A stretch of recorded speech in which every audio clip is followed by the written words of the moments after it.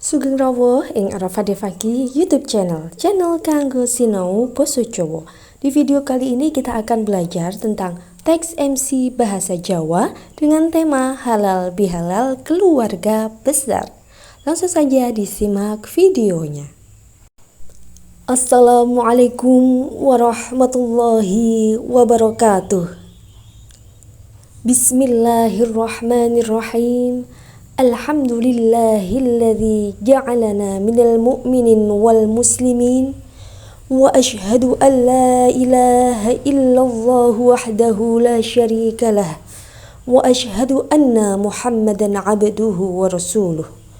Allahumma sholli ala sayyidina Muhammad wa ala alihi wa sahbihi ajma'in. Amma ba'du.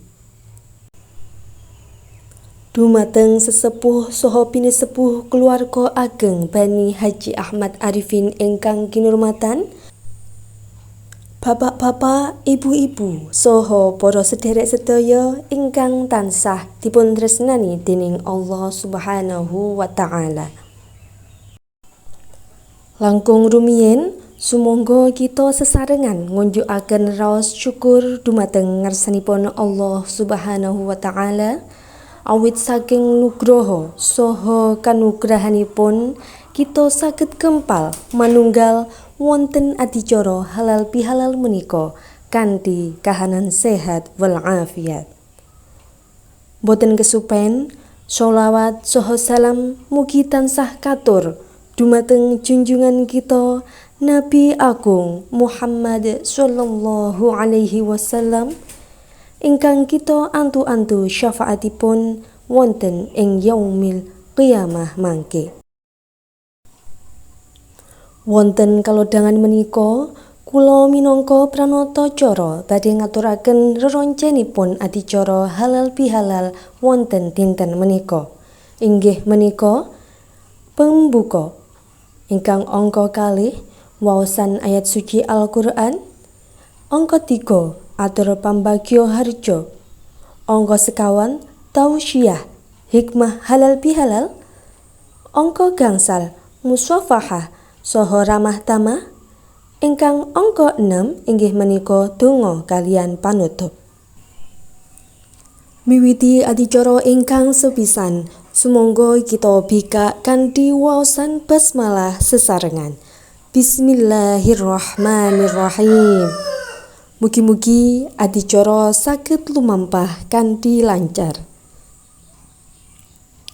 Bapak Ibu ingkang minulya, adicara salajengipun inggih menika waosan ayat suci Al-Qur'an ingkang badhe dipun waos dening sedherek Ahmad Taqiyuddin. Dumateng sedherek Ahmad Taqiyuddin wekdal saha papan dipun sumanggaaken.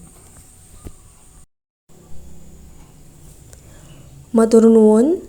Adicara ingkang kaping 3 inggih menika atur pambagyo harjo saking sesepuh kaluwarga ageng inggih menika Bapak Ibu. Dumateng panjenenganipun Bapak kawula sumanggaaken.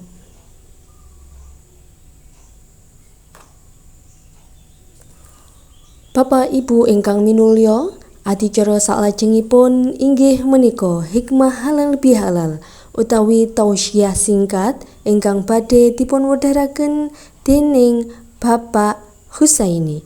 Dumateng panjenenganipun Bapak Husaini kawula sumanggaaken.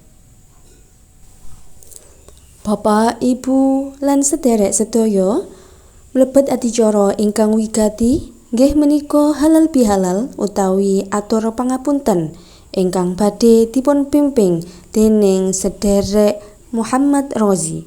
Dumateng para sedherek sedaya kasuwun jumeneng sawetawis. Sumangga kita sedaya sami salaman utawi musafahah kagem ngunjukaken tali silaturahmi. Dipun lajengaken dhahar sesarengan ingkang sampun sumadya. Bapak, Ibu saha sedherek sedaya, reroncenipun adicara sampun kalampahan kanthi sae. Kula minangka pranatacara mbok bilih wonten klentunipun atur saha tindak tanduk ingkang boten mranani penggalih, kula nyuwun agunging pangaksami. Sumangga adicara menika kita tutup kanthi waosan hamdalah sesarengan. Alhamdulillahirabbil alamin. Saking kaula, wallahul muwaffiq ila aqwamit thoriq. Wassalamualaikum warahmatullahi wabarakatuh. Matur nuwun.